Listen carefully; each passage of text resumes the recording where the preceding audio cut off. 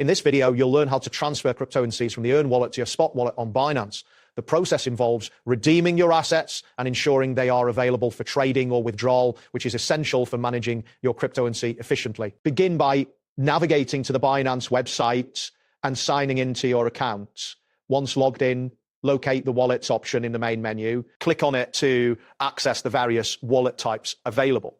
From the list, select Earn Wallet to view the assets you currently hold in Earn products. It is important to review your assets thoroughly and check the redemption availability, as some products may have specific waiting periods before you can transfer them. Understanding these terms will prepare you for the transfer process. Next, identify the asset you wish to transfer from your Earn Wallet.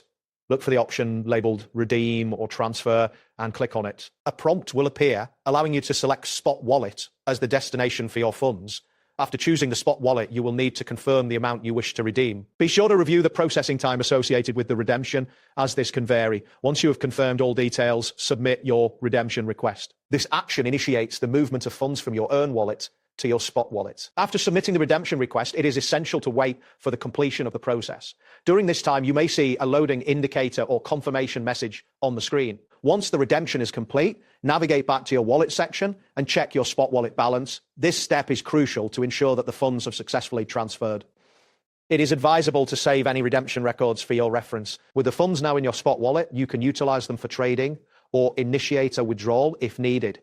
Keep an eye on any potential processing delays that may occur during busy periods. If you experience any significant delays, do not hesitate to contact customer support for assistance. This ensures that any issues are resolved promptly and that you can access your funds without unnecessary complications. That wraps up today's guide. Thanks for watching and catch you in the next tutorial.